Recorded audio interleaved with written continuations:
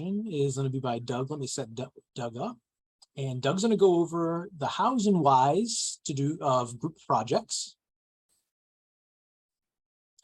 And how to set up group work in coding rooms. So if you didn't know, you can do pair programming and group work in coding rooms. And just like how you can watch students work in real time in coding rooms, students can collaborate together in real time, not only in the IDE where they can see each other typing and running code, but also multiple choice questions, all those kinds of things. Doug, I think I gave you all right. Hello. Everything. Can you hear me? Yeah, sounds good. Thank you. Terrific. Yes, awesome. All right. Well, hello. Welcome, everyone. Let me just get my window so I can see people. All right. All right. So basically, I have on Coding Rooms, I put a link to the Google Slides if you want to look at that. I also have like sort of a not as pretty version of it on Coding Rooms. So if you're, if you are in Coding Rooms, you'll see there's a module that's called the hows and whys of group projects. And then under slideshow, you'll see a link there. Also, I could put the link in the chat if you want. Let me do that right now. So hopefully that's the link to the presentation. Okay, cool. All right, here we go. All right, cool. So I'm Doug Vermes. I am a high school teacher at Scarsdale High School in Scarsdale, New York. I teach primarily computer science and a little bit of math thrown in for fun, which I suspect is not uncommon that people do math and computer science. But so really, if you want to create a group project, there's a bunch of steps you have to follow. There actually is a really, really awesome set of directions already on Coding Rooms in the Help Center course. It's called Create Learner Groups. So I have a link to that. I'll give you like the edited highlights just to show you what you would do. So this is in the newer version of Coding Rooms, which kind of looks like this. I mean, the big thing is you'd go to people over here, and then under people, we have lots of people. And then you would go to group set. I already created a set of groups right here just to save time for later, so I can get everyone into a group. But in any case, if you were going to create a group set from scratch, you just click new group set. You would give it a name, whatever it might be, like shows awesome group project or something, whatever. And then if you had sections of the course, like you had, section 1 and section 2, you could say this group set only belongs to a certain section of the course. Or you could just assign it to all the students right off the bat. So I'm just going to assign it to all students. And so then now you have Joe's awesome group project. And the thing that I always found a little confusing at first is there's a group set and then there are groups. Groups are within the group set. So I thought of group set as, all right, for a certain project, here, all the groups for this project. So I called it Joe's awesome group project. And then now I got to actually create a group within that group set. I don't know, however you want to number, I sometimes number them or whatever, I don't know if you have like group A, group B, whatever you want to do. So you could say group A. I will say one thing though, that if you're going to number your groups and you're going to have more than 10 groups, you want to do like group 01 and group 02 so that when it sorts them alphabetically, it doesn't put group 10 right after group 1. So, if you're a little bit like OCD like I am, where you want to kind of make sure it's in the right order, that might be a nice thing to be aware of. So, you create a group. And then, as with many things in Coding Rooms, you have a lot of different options for how you can do it. So if you want to add someone to the group, you could either click on little dots here and drag them. So if Tareya wanted to go in here, you drag Tareya in there. And then just takes like a second or two for it to catch up, and then she'll disappear from the list. And then ready, and boom. All right, so now she's in group 1. You can keep dragging people that way. Or if you scroll over here, there's a plus button. You can click on that, and you can choose what group to put them in, and then click assign. The one advantage to that one is like the next time I click on plus, it remembers the last group I assigned them to, so I can just click assign again. And then you're like, all right, that's good for group 1. I want to create group 2, so I'll do group 2. So new group, group 02, and so forth. I'm not going to go through this because obviously this would be the least thrilling presentation of the day if this is all I did. But let me just, Sylvia, there you go. Okay, let's just, so the last name people who are at the end of the alphabet don't feel left out. Let's go with, okay, I don't know. Let's take Amy. All right. Anyway, so you've got your group set, hooray. And then when you're done with that, you close that. So that's step 1, is make sure you actually have a group set. So once you've done that, then the next step is to actually create an assignment, something that is a group assignment that you want to assign to people. I'm not going to go through how you create a coding assignment on Coding Rooms. I don't know if that was covered earlier, but There's a whole bunch of help on that, again, in the Help Center course. So I already copied over some assignments that I use in my one of my classes, which is kind of like an AP Computer Science A course. So I'll show you how that works. So assume you have a course, and then you have to create an assignment policy. So I'm going to show you how this works. So if I go to a particular project, like the Secret Snowman project, and I'll explain what these are a little later, and sorry for the goofy names. But anyway, when I'm in the project, over here on the right, there's this button that's assignment policies. So when you click on that, you usually have one policy by default, and you can just click on it if you want to modify it, or you can add a new policy. But I'm just going to click on it. Now, normally when you first come in, this would be set to individual, and you'd say, oh, no, I want this to be a group assignment. And then under assign to, by default, it would say all learners. Like when we first come into, I'll show you what it would look like originally. When we first came into this assignment, it would look like this. It's an individual assignment assigned to all learners. Then you say, no, I want a group assignment, and I don't want to assign it to all learners. In fact, I want to assign it to, and look under group stats. You see we have Secret Snowman groups and Joe's awesome group project. That's the one we just created. I mean, it helps if you give them meaningful names to remind you what they are. Now, I created a Secret Snowman groups one earlier that has everyone in it. So I'll choose that one. Then I probably want to uncheck all learners because I don't want it to be, I'm not sure what would happen if I left that checked also. I don't know if Joe knows specifically, but so I just want it to just be assigned to that group. And then I click on that to close that, scroll down and click save. So that's how you say, all right, this is a group project and here are the group stats it's assigned to. And then the really important step is the publish button. I think I have that kind of a larger size here. Yeah, so the idea is you could do all of that great stuff and your students will never see it. You have to remember to actually click publish. Okay, now everyone can see it. And you see it's assigned to all these different groups. I do want to point one thing out because I noticed this when I was working on the presentation. You'll discover if you use coding rooms that they're always adding new features and making things better. So one thing you may have noticed when I was going to choose what group do I want to assign it to, there was actually somewhere along the way, there was a button where I could actually create the groups right now. So I didn't actually have to go to that people group set in advance. I could have in the assignment said, you know what, I want to create a new group set. And right now it'll say, okay, what do you want to call it? And you can do all that stuff we just did. It's just a different way to get there, which is a nice feature. So thank you, coding rooms people. Okay, so now in theory, you could hopefully be able to access this. If you go onto coding rooms and you go into Secret Snowman project, hopefully you'll have access to it and you should see the other people in your group if you want to try doing that. Now I'll explain a little bit about the actual project. I guess I don't know if I was originally going to talk about group project overall and then go into the specific ones. So let me talk a little just briefly, like why group projects? I mean, I certainly am not going to claim, I'm not someone who says, oh yeah, everything must be a group project. That's the best way to go, or you should never do them.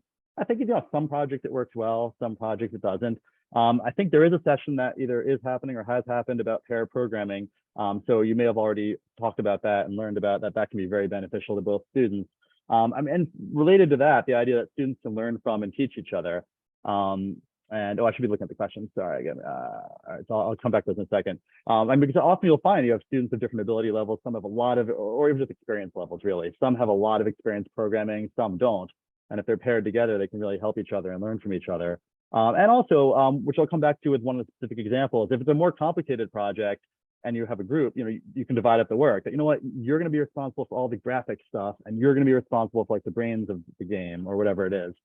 And another thing, which hopefully we won't have to worry too much about in the future, but the idea that it also worked well with students in quarantine or remote only students. I remember last year during a group project, one of my students all of a sudden was out, like getting quarantined for a week or something, and the other girl just went to the hallway and they were FaceTiming and they were able to be on coding rooms at the same time and working on the project, even though one of the students was here, the other one was at home. So that actually worked out very well for that. And yeah, so there you go. But then why not group projects? Because it's not always good. And there's always I mean, in my mind, the quintessential issue is that, well, what if one student does all the work, the other student does nothing? And so that is always a concern. And ways around that, one way, I mean, I try to have what I call a process journal, where like each day they do a little journal entry of like, here's what we did today, Joe did this and Randy did this and so forth. And so that's one way you can sort of course, you never know if they're making it up, but at least they're trying to be accountable for it. And then another new awesome feature that they added to coding rooms recently, they've always had the playback history where, I don't know if you've seen that yet. It's like you can like go back in time and see like literally character by character what the student entered into their program and when they did it. But they just added the feature where if it's a group project, they'll show you who did it. So you can see if you're like, oh, okay, wait a minute, Rhonda did all of this, and and Christy did nothing. Then you're like, wait a minute, Christy, I thought you were supposed to be working with Rhonda. What happened? And or so forth. Not to pick on Christy, sorry, Christy. But anyway, so I mean that's a really nice feature. I mean it's brand new, so I haven't had a chance to use it in practice, but it's definitely something that can be good. If you suspect one kid did everything and the other one did nothing, you have a way you can actually check. And then the other question is, how do you assess each student fairly, which is always, always a challenge of group projects, which I don't necessarily know that I have a good answer to. And if anyone here does, I'm certainly happy to hear that. I'd love to hear it because, if one student does the bulk of the work and this student has so much programming experience and the other student really doesn't, and they do a little bit, but they don't do the same amount, like, do they get the same grade or how do you judge that? I mean, so that's always a question and a concern. Okay, let me pause for a minute, look at questions and see if you have any questions. And I'm sorry, I have another monitor. So if I'm like looking up into the sky, so I'm not looking at my other monitor. I'm not like spacing out. All right, so let's see. Okay, so you got that. Great. The manual, the TSP uploading groups. I know I'm really looking forward to that. I was messaging Joe earlier about it would be great to be able to load all the names into a CSV file. And group, right. Oh, Randy had an interesting question, but so now instead of seeing all the individual students in the live classroom, you just see the groups. Yeah, that's true. So when you look at the project, you can see, let me go to here. You see like, all right, the different groups here. I can click into the group and I can see group one's work. Like, see, I don't know, I mean, I don't expect people are actually working on the project right now, but if I view group one, I could see if anyone's in there. Like, usually would show the names up here of who's working on it. I mean, another thing I do is I just tell them, always put your names in a comment at the top of your code so that I can quickly see who it is. I know that's one of the things they've been talking about, maybe making an easier way to see who is in each group. But yeah, so you've got all that there. Those kids are working with their groups. Yeah, they're writing code together. So that's the big deal. So basically everyone in group one would access the same workspace. So they could all work on it together, each of them typing and doing whatever they want to do. I, as the teacher, can jump in and see what they're doing, which is what I was doing a second ago. Let me go maximize that again. So I can see what they're doing in their code. I can, type as well and so forth. There's a lot of great options there. This is the code playback I was talking about. Now, right now, there won't be really anything in it because I don't know if any group has actually been working on anything, but like, so you can go step by step through what they were doing. And that's really awesome. Okay, let me pause. I see anyone have other questions. Let's see. Is there a place to add a rubric? Okay, so is there a place to add a rubric? Now I know there is the test bench for when you run when you're doing test cases. Now in the case of this project, it's a manually graded one. And also I know there are some features, like I think manually graded might be one of the premium features that's not available in the free version of Coding Rooms. I don't know about rubrics. Joe, do you know anything about grading rubrics in projects? We are looking at working on that. We don't have like a great way to assess based off a rubric. So we are looking for adding that ability where you can make something, graded off a rubric, and then you kind of build that in Coding Rooms and can just check the boxes on that. Right now, what a lot of teachers do is they kind of embed a document of their rubric on Coding Rooms. And we are looking at ways to kind of add to that. I see another question that's probably best for me to answer about. I think it's the playback history in Blue Jay and Greenfoot, and it does work. One of the things that you would have to do though is you do need to go over to the Coding Rooms ID, which if you use any other ID, we let you switch over to the Coding Rooms one, and you'd have to switch over to the Coding Rooms ID to then see the playback history. All right, to Mary's question about how you do process journals in Coding Rooms. I mean, personally, I've actually just been doing a Google Doc. I happen to submit it to Google Classroom, but I don't see any reason why I couldn't just have a separate text file. Like in this project, I have a text file that they have to originally write their algorithm in, and they can just go back and keep adding to it. So that is definitely something that could be possible. I mean, it wouldn't be like, I don't think it would be a formal grading process in Coding Rooms, but I would certainly be able to see what their each entry in there.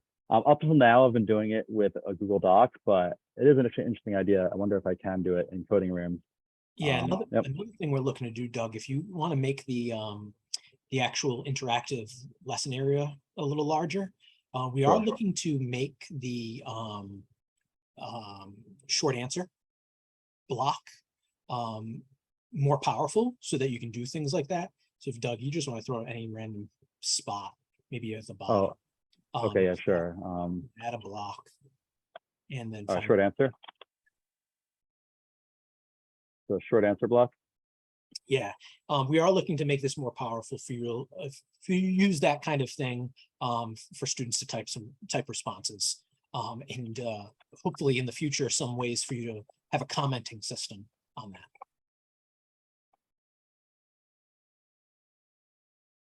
Mhm. We do have things like a template if you want to provide students with what we have people doing is actually putting static code blocks in there for students to kind of type some code entries also for like free response questions or things like that. And we do allow you to store the model solution for a feature that we're hoping to release soon, where you can release the model solution for IDs, for these short answers, for multiple choice questions and things like that. Cool. Okay, so I think of the other question.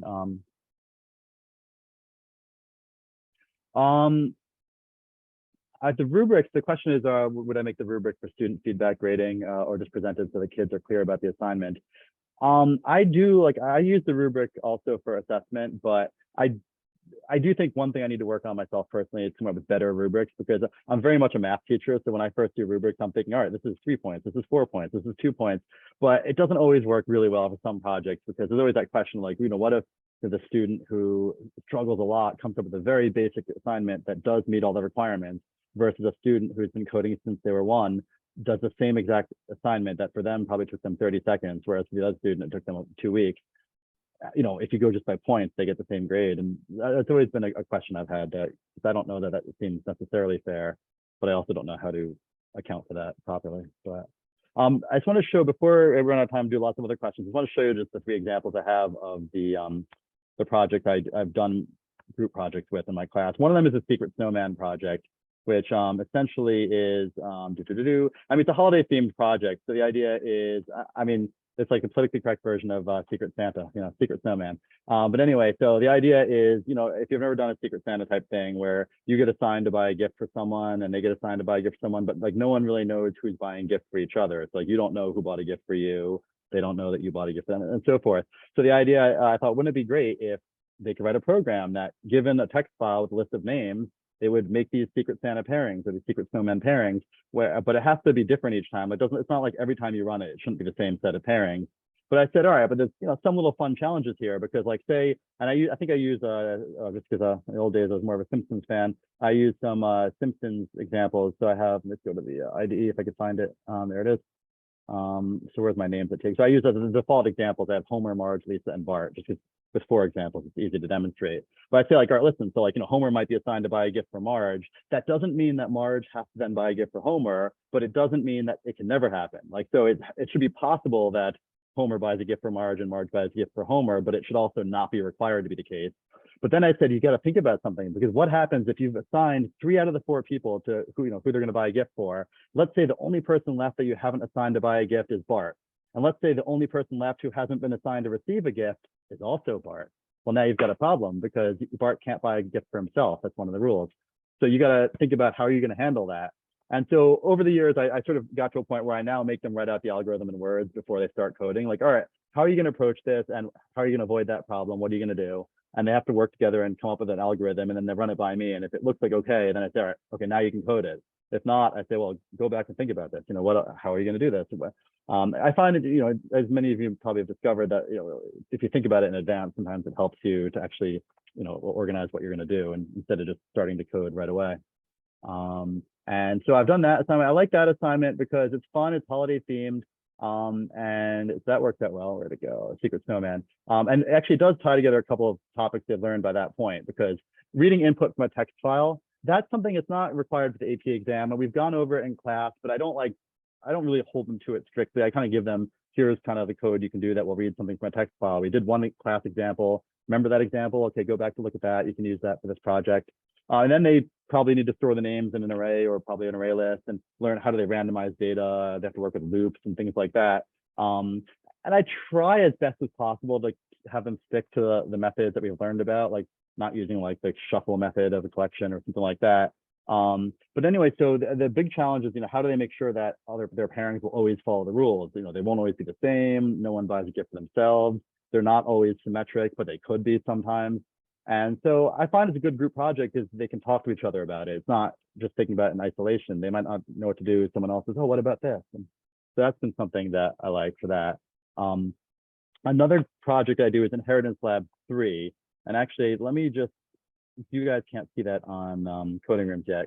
I didn't know if I was going to assign it as a group. Let me just publish it so you can see it. Let's publish it to everyone right now, and I'll publish the other one too. Which one am I on? It's already published? No, it isn't. Okay. All right, Inheritance Lab 3, which obviously sounds like there's a 1 and a 2, which there are. This I cannot claim to be, the author of in any way, shape, or form. I don't know if any of you have heard of Fran Trees. She's a computer science professor at Rutgers University in New Jersey. I went to a AP computer science workshop she gave like many years ago, and I kind of got this lab from her. It's a great lab with inheritance. It may not be as relevant now that they've removed abstract classes and interfaces from the AP exam. This lab does still do that, so I don't know if that's going to cause people not to be as interested in it. But it's actually kind of a lot of fun. I'll just show you a quick overview of it. Now this one in Coding Rooms, I also have, I know I have the packets. I think it has the directions too. I don't remember now. So if it doesn't have the directions, I can add those. It has the classes, but it may not have the directions. But anyway, all right, just to show you a quick example of what this is, let me see if I can maximize this. No, I want, that's not what I want. I want that one. So first, I don't even give them the source code. I mean, they have it in the folder, but I tell them don't look at it yet. Essentially, what you've got is you have a class diagram. We've got like an abstract animal class. We've got animal. We've got a dog, which is a subclass of animal, and poodle is a subclass of dog. And dog also implements the intelligent being interface, and so does car. So there's a lot of relationship between things, and the idea really is they have to look through this code and try to figure out, like on paper, like don't run it on a computer. What do you think all of this will do? And it's got some good challenges because like every time you instantiate an object, like you do a new animal, if you actually look at the code for the animal class, every class prints something in the constructor. So when you get to animal, like it'll print an animal constructor if they're in the default constructor, or if in the other one, it'll print, well, same thing. But the idea is they have to really understand, well, which gets executed first and what's the order. And I found it to be a good exercise to help them sort of understand the relationship between different classes. So that's a project I do there. And I think that one's also a good group project because I know students struggle with inheritance in terms of understanding, wait, can I cast this to a poodle or can I not? Or what happens when I call this method if it's only a poodle method, but the reference is stored in an animal variable? And there's a lot of things like that. And I think having them work in pairs, there's a better chance they can sort of explain to each other what's going on. And then but that one is definitely Fran Trees. It's like, I'm not even going to pretend that it's mine.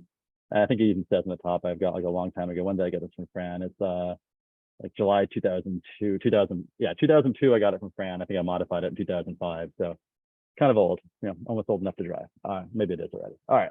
So, and then the third project was, this is the 2D array project, I call it. This, every year when I ask students like later on, like what was their most memorable part of the course, it's always this project, it seems like.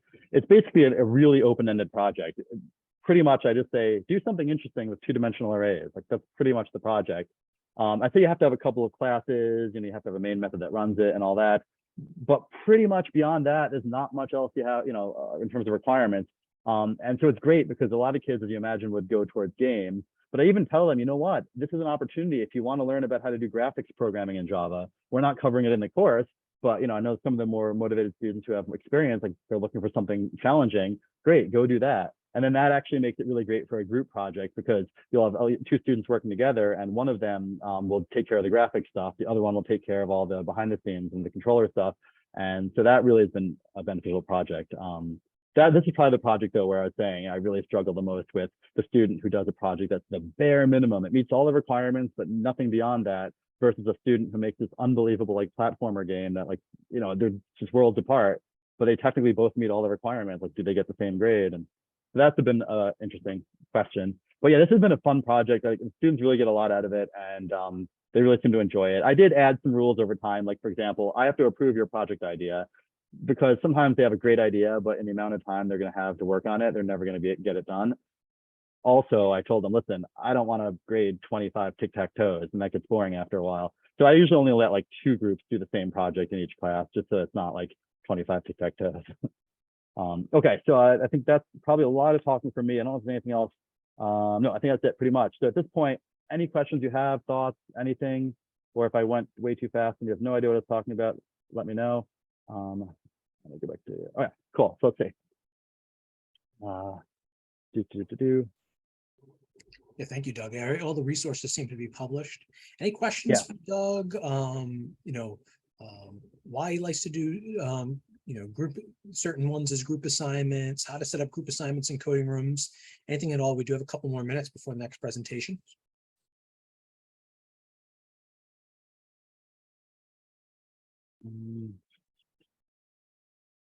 Yeah, so here are the requirements, by the way, for the 2D array project. You have to use two-dimensional arrays in a non-trivial way. Like they can't just declare a two-dimensional array and then never use it ever again.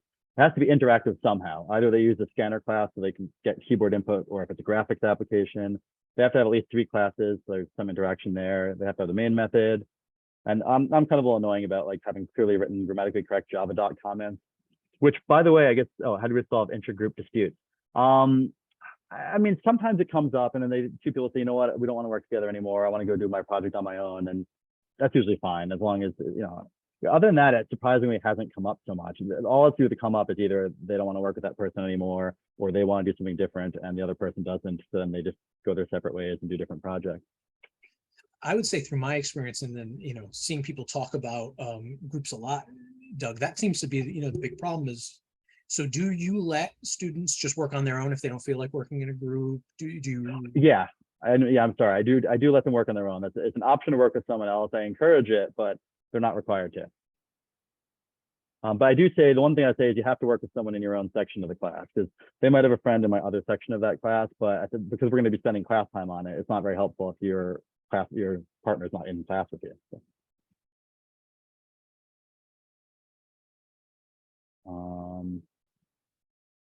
Yeah, and then there was I don't know if I had it here, but I won't show it now, but thanks to Joe's help, I came up with a cool way to, well, Joe came up with a cool way to actually like look at the Java doc comments the students made as a web page, but I forget, I don't know if I actually put that anywhere, but yeah, that was something that he helped me with. That was cool. Is that the one? Yeah, it's the one here, I think. Yeah, so I had like Java doc comments here, and there was a cool thing I came up with Joe's help with a script. I guess I have 2 minutes. I'll show you really quickly. So let's say I get it right. If I do bash javadoc.sh, oh, actually, no, I forgot to do one thing though. I didn't, wait, hold on, let me just, why am I doing it wrong? I think it was the dot. There we go. So basically, it actually lets you, although actually, I think I forgot to do the Java. Oh, I forgot one step though. I tell them in the directions. Generate the Java doc still? Yeah, that's right. I have it here in the directions. I have to generate the Java doc comments. So let's copy that. So I tell the students, do this command in the console. That'll generate your Java doc comments. And then you do you do what I was doing a second ago. You run this little script that I included in your template, and then just click on the link right here. And what happens is it opens in a new web browser tab their documentation. It's more complicated behind the scenes stuff, like it's spinning up a web server and all that, but then they can actually see their Java doc comments right there in the browser and see what it looks like. So I definitely agree with what everyone else is saying about how the support is so wonderful, because like Joe came up with a custom way to do this for me. Yeah, so another wonderful thing about coding rooms, you can just spin up a web server. You can do a number of different things really, really easily. Pretty much as you would expect it to work on your kind of local machine. For the most part, we try to get things to work that way as much as possible. Yeah. Small group students are sharing an IDE. Isn't that a problem if each is going to write a separate method? Can they get their own IDE for dev and then share one for integration? Doug, I don't know your comments on this, but I have seen people that have thought about that have a separate assignment. So you can create as many of these pages as you want. They have one where students work, and then another page that's the collaborative one where they end up bringing their work together. Oh, interesting. So you can do things like that as separate pages with different policies. One a group assignment, the other not a group assignment. Right. No, I haven't come up with that. It's interesting. No, it seems to be okay from what I've done so far. I haven't come across that, but that's a great solution. All right, cool. Well, thank you all. I just want to keep things moving, so I will mute myself and stop sharing to find the code. Okay, dum-ba-dum-ba-dum.